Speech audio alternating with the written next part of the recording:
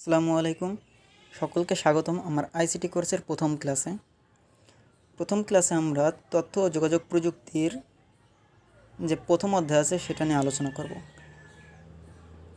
তো আমরা প্রত্যেকটা অধ্যায়ে কিছু কিছু পার্ট হিসেবে আমরা সিলেক্ট করে নিয়েছি যেগুলো আমাদের শিখতে ও বুঝতে সুবিধা হবে।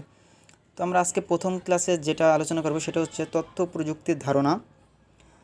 এই পার্ট শেখার পর আমরা কি কি করতে পারবো সেগুলো আগে বলে নিই। এই পার্ট শেষে আমরা এখানে দেখতে পাচ্ছি 4টা জিনিস আমরা শিখতে পারবো। সেটা হচ্ছে 1 নম্বরে যেটা দেওয়া আছে তথ্য ও উপাত্তের ধারণা ব্যাখ্যা করতে পারবো। 2 নম্বরে তথ্য প্রযুক্তি ও যোগাযোগ প্রযুক্তির ধারণা ব্যাখ্যা করতে পারবো। 3 নম্বরে তথ্য ও যোগাযোগ প্রযুক্তির বিভিন্ন ধরন ব্যাখ্যা করতে পারবো। আর লাস্টে যেটা করতে পারবো সেটা হচ্ছে তথ্য ও যোগাযোগ প্রযুক্তি সম্পর্কে বিভিন্ন যন্ত্র যে বর্ণনা সেগুলো করতে পারবো। তো আমরা পাঠ শেষে আসলে এগুলো করতে পারবো কিনা সেটা দেখব। তার আগে আমাদের কিছু কিওয়ার্ড দেখা লাগবে যেগুলো আমাদের খুবই গুরুত্বপূর্ণ। যেমন এই তথ্য ও যোগাযোগ প্রযুক্তির ভিতরে কয়েকটা ওয়ার্ড আছে, যার ভিতরে একটা হচ্ছে ডেটা বা উপাত্ত। তো ডেটা হচ্ছে এমনই একটা জিনিস যে জিনিসটা আমরা আউটপুট বা ফলাফল হিসেবে প্রদর্শিত পাবো। অর্থাৎ নির্দিষ্ট একটা ফলাফল বা আউটপুট পাওয়ার জন্য প্রসেসিংয়ে যে সকল কাঁচামাল ব্যবহৃত হয় তাকে বলা হচ্ছে উপাত্ত বা ডেটা। এখন ডেটা বিভিন্ন ধরনের হতে পারে। আমরা এখানে দেখতে পাচ্ছি যে ডেটা হচ্ছে 3 ধরনের মূলত। একটা হচ্ছে নিউমেরিক, আর একটা বুলিয়ান, আর একটা হলো ন্যূমেরিক। তো আমরা এই বিভিন্ন প্রকারের ভিতরে আবার কিছু কিছু ভাগ আছে। যেমন নিউমেরিকের ভিতরে আছে আপনার ইন্টিজার এবং ফ্লোটিং, আর বুলিয়ানের ভিতরে আছে ট্রু ফলস। আবার ন্যূমেরিকের ভিতরে আছে ক্যারেক্টার, স্ট্রিং এবং অবজেক্টিভ। তাহলে অবজেক্ট কি, স্ট্রিং কি, ক্যারেক্টার কি, ট্রু কি, ফলস কি, ইন্টিজার কি, ফ্লোটিং কি, এগুলো এখন আমরা দেখব। তো আমরা ইন্টিজার হচ্ছে যে কোনো পূর্ণ সংখ্যা, যেমন এখানে 9 দেওয়া আছে, 9টা হচ্ছে একটি পূর্ণ সংখ্যা। তাহলে পূর্ণ সংখ্যার ক্ষেত্রে আমরা বলবো যে ইন্টিজার নাম্বার ব্যবহৃত হয়েছে। এবং ফ্লোটিং বলতে বোঝাচ্ছে কোনো একটি দশমিক আকারে, যেমন 9.81, এটা একটি ফ্লোটিং নাম্বার, অর্থাৎ দশমিক আকারে একটি ভগ্নাংশ আকৃতির নাম্বার। আর বুলিয়ানের ভিতরে 2টা ব্যবহৃত, একটা হচ্ছে ট্রু এবং ফলস। যদি আমাদের সত্য হয় উপাত্তটি তাহলে সেটাকে আমরা ট্রু বলছি, এবং যদি মিথ্যা হয় তাহলে ফলস। তো ট্রু যখন হবে তার মান হচ্ছে 1 এবং ফলস হলে তার মান হচ্ছে 0। এবং ন্যূমেরিকের ক্ষেত্রে পাচ্ছি 3টা, একটা হচ্ছে ক্যারেক্টার, একটা স্ট্রিং, একটা অবজেক্ট। তো ক্যারেক্টার বলতে বোঝায় ABCD, অর্থাৎ যত প্রকার অ্যালফাবেট আছে এবং বিভিন্ন চিহ্ন আছে সেইগুলোর এক একটিকে বলা হচ্ছে ক্যারেক্টার। আর স্ট্রিং বলতে কোনো একটা ওয়ার্ডকে আমরা লিখব কিন্তু মাঝখানে কোনো স্পেস দেব না, যেমন ICT এর মাঝে কোনো স্পেস নাই, তাহলে এটাকে বলা হচ্ছে একটি স্ট্রিং। আর অবজেক্ট বলা হচ্ছে যে কোনো উপাত্ত হতে পারে, যেমন ইমেজ, ভিডিও, অডিও হতে পারে। তাহলে আমরা ডেটা উপাত্তের প্রকারভেদ অলরেডি পড়ে ফেললাম। এখন আমরা ইনফরমেশন একটা কিওয়ার্ড আছে সেটা আমরা দেখব। এখন ইনফরমেশন বলতে কী বোঝায়? তাহলে ইনফরমেশন বলতে বোঝাচ্ছে আমাদের সেই জিনিস যেটা উপাত্ত বা ডেটা এর সমাবেশ। কতগুলো ওয়ার্ড বা উপাত্ত একসাথে মিলিত হয়ে যেটি গঠন করবে সেটি হচ্ছে ইনফরমেশন বা তথ্য। যেমন একটা ইনফরমেশন পাইতে গেলে এর ভিতরে বিভিন্ন তথ্য থাকা লাগে, তাই জন্য বলা হয়েছে যে বিভিন্ন উপাত্ত বা ডেটা এর সমাবেশকে একটি ইনফরমেশন বলে বা তথ্য বলে।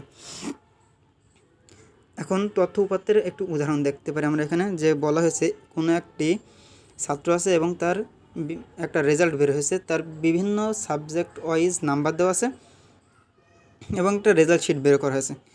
তাহলে সেই ছেলেটির বিভিন্ন বিষয়ে যে প্রাপ্ত নাম্বার পেয়েছে সেগুলো হচ্ছে ডেটা বা উপাত্ত, এবং সর্বশেষ যেটি জিপিএ রিপোর্ট কাউন্ট করা হয়েছে সেটা হচ্ছে তার তথ্য।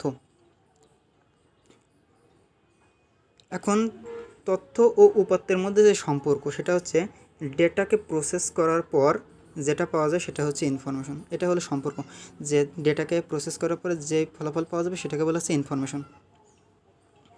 ওকে, আমরা এখন তথ্য উপাত্তের ভিতরে কিছু পার্থক্য আছে, সেই পার্থক্যগুলো এখন আমরা দেখব।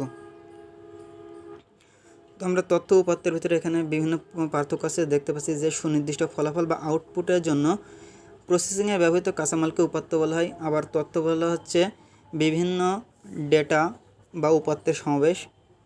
তথ্যের ক্ষুদ্রতম একককে বলা হচ্ছে উপাত্ত এবং ডেটাকে প্রসেস করা তথ্য পাওয়া যায়। এরকম কিছু কিছু আছে, এগুলো আপনারা দেখে নেবেন যে তথ্য উপাত্তের উপর নির্ভর করে কিন্তু উপাত্ত তথ্যের উপর নির্ভর করে না। উপাত্ত তথ্য তৈরি ব্যবহৃত হয় এবং তথ্য সিদ্ধান্ত গ্রহণের ক্ষেত্রে ব্যবহৃত হয়। ওকে, এখন আমরা দেখব বিভিন্ন কিওয়ার্ড, যেমন যোগাযোগ বলতে কী বোঝায়, প্রযুক্তি বলতে কী বোঝায় এবং তথ্য প্রযুক্তি, যোগাযোগ প্রযুক্তি বলতে কী বোঝায়। যোগাযোগ হচ্ছে কোনো যন্ত্রের মাধ্যমে নির্ভরযোগ্য তথ্য এক স্থান হতে অন্য স্থানে আদান প্রদান করাকেই বলা হচ্ছে যোগাযোগ। যেমন মোবাইল ফোনে কথা বলা, ইমেল করা, এ ধরনেরকে বলা হচ্ছে যোগাযোগ। আর প্রযুক্তি বলতে সেই জিনিসকে বোঝায় বিজ্ঞানের বিভিন্ন সূত্র প্রয়োগ করে যখন কোনো কিছু উদ্ভাবন করা হয় তখন সেটাকে বলা হচ্ছে প্রযুক্তি। যেমন আমরা মোবাইল ফোন আবিষ্কার করেছি, কম্পিউটার আবিষ্কার করেছি, এগুলো এক একটা প্রযুক্তি। এখন তথ্য প্রযুক্তি বলতে কী বোঝানো হয়? তথ্য ও যোগাযোগ প্রযুক্তির কিছু প্রকারভেদ আছে। তাহলে এখন আমরা তথ্য প্রযুক্তি এবং যোগাযোগ প্রযুক্তি কী জিনিস সেটা এখান থেকে পড়ে নেব, এবং তথ্য ও যোগাযোগ প্রযুক্তির কিছু প্রকারভেদ আছে সেগুলো আমরা এখন দেখব। যে তথ্য প্রযুক্তির প্রকারভেদের ভিতরে আছে কম্পিউটিং ও ইনফরমেশন সিস্টেম এবং ব্রডকাস্টিং, টেলিকমিউনিকেশন আর ইন্টারনেট। তো কম্পিউটিং ও ইনফরমেশন সিস্টেমটা কী জিনিস সেটা এখন আলোচনা করব। কম্পিউটিং সহ সকল ধরনের ইলেকট্রনিক্স ডেটা প্রসেসিং যেখানে কৃত্রিম বুদ্ধিমত্তা ও এক্সপার্ট সিস্টেম ব্যবহার করা হয়। আর ব্রডকাস্টিং হলো রেডিও এবং টেলিভিশন, যা বিশাল জনগোষ্ঠীর কাছে একমুখী তথ্য প্রচার করা হয়, তাকে বলা হচ্ছে ব্রডকাস্টিং। অর্থাৎ একমুখী কোনো কিছু প্রচার করা হলে সেটাকে বলা হচ্ছে ব্রডকাস্টিং। আর টেলিকমিউনিকেশন হচ্ছে ফিক্সড টেলিফোন ও মোবাইল বা সেলুলার ফোন সহ সকল ধরনের টেলিযোগাযোগ যাকে বলা হচ্ছে তাকে বলা হচ্ছে তোমার টেলিকমিউনিকেশন। আর ইন্টারনেট বলতে বোঝায় পৃথিবী জুড়ে বিস্তৃত অসংখ্য নেটওয়ার্কের সমন্বয়ে যে বৃহৎ নেটওয়ার্ক ব্যবস্থা তাকে বলা হচ্ছে ইন্টারনেট। তাহলে আমাদের তথ্য ও যোগাযোগ প্রযুক্তির প্রকারভেদ 4 ধরনের ছিল, সে 4 ধরনের পড়া শেষ। এখন আমরা দেখব যে তথ্য ও যোগাযোগ প্রযুক্তির সম্পর্কিত বিভিন্ন যন্ত্রের বর্ণনা, যেমন হতে পারে মোবাইল ফোন, রেডিও, টেলিভিশন। তাহলে মোবাইল ফোন কী হচ্ছে? মোবাইল হচ্ছে একটি তারবিহীন মাধ্যম, এটা স্থানান্তরযোগ্য।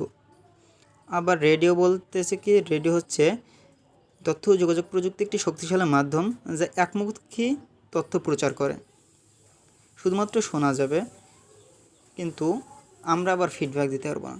আর টেলিভিশন হচ্ছে একটি জনপ্রিয় মাধ্যম যা একমুখী প্রচার হবে কিন্তু এর সাথে সাথে আমরা বিভিন্ন সংকেত বা আমরা দৃশ্য দেখতে পাই।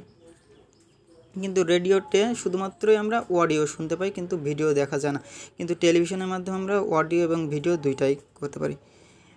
তো এই পাঠের মাধ্যমে আমরা প্রায় শেষের দিকে চলে এসেছি। এখন এই পাঠ শেষে আমরা কী কী শিখতে পারলাম এবং কী কী প্রশ্ন আছে, জ্ঞানমূলক প্রশ্ন এবং অনুধাবনমূলক প্রশ্ন কেমন হতে পারে সেগুলো আমরা একটু দেখে নিই। তো আমরা দেখতে পাচ্ছি পাঠ মূল্যায়ন শেষে, এই পাঠ শেষে আমরা কী কী করতে পারলাম। তাহলে উপাত্ত কী, তথ্য কী, তথ্য প্রযুক্তি কী, যোগাযোগ প্রযুক্তি কী, ইন্টারনেট কী, স্মার্টফোন কী, এইগুলো আমরা অলরেডি কিন্তু জেনে ফেলেছি। তাহলে আমরা জ্ঞানমূলক প্রশ্নগুলো অ্যান্সার কিন্তু খুব সহজে দিতে পারবো। অনুধাবনমূলক প্রশ্ন যেগুলো আছে সেগুলো হচ্ছে মোবাইল ফোনকে সেলফোন বলা হয় কেন, রেডিও টেলিভিশন তথ্যের একমুখী স্থানান্তর মাধ্যম ব্যাখ্যা করো। তাহলে আমরা অলরেডি এগুলো কিন্তু শিখে ফেলেছি। এখন আপনাদের কাজ থাকবে এই যে সৃজনশীল, এখানে কিছু অবজেক্টিভ দেওয়া আছে, এই অবজেক্টিভগুলো আপনারা নিজেরা বাসায় ট্রাই করবেন। এখানে মোট 4টা অবজেক্টিভ দেওয়া আছে। যে তথ্য প্রযুক্তি বলতে সাধারণত কোনটিকে বোঝায়, তারপরে 2 নম্বরে তথ্য ও যোগাযোগ ব্যবস্থার আমূল পরিবর্তন ঘটেছে কোনটিতে, তারপরে তথ্য ও যোগাযোগ প্রযুক্তি ব্যবহার করেছে কোনগুলোই, তারপরে তথ্য ও যোগাযোগ প্রযুক্তির অন্তর্গত বিষয় কোনগুলো। তো আজকের ভিডিওটা এই পর্যন্তই। আমরা নেক্সট ক্লাসে আমরা যে সেকেন্ড পার্ট তৈরি করেছি সেটা আমরা দেখব। তো আপনাদের কাছে একটা রিকোয়েস্ট, যারা আমার চ্যানেলে নতুন তারা অবশ্যই একটা করে ভিডিওতে লাইক দেবেন, কারণ এই একটা ভিডিওর মাধ্যমে আমরা পরবর্তী ভিডিও বানানোর অনুপ্রেরণা পাবো। আর যারা চ্যানেলে নতুন তারা তো অবশ্যই সাবস্ক্রাইব করবেন। তো আজকের মতো এই পর্যন্তই। পরবর্তী ক্লাসে আমরা খুব শীঘ্রই শুরু করব।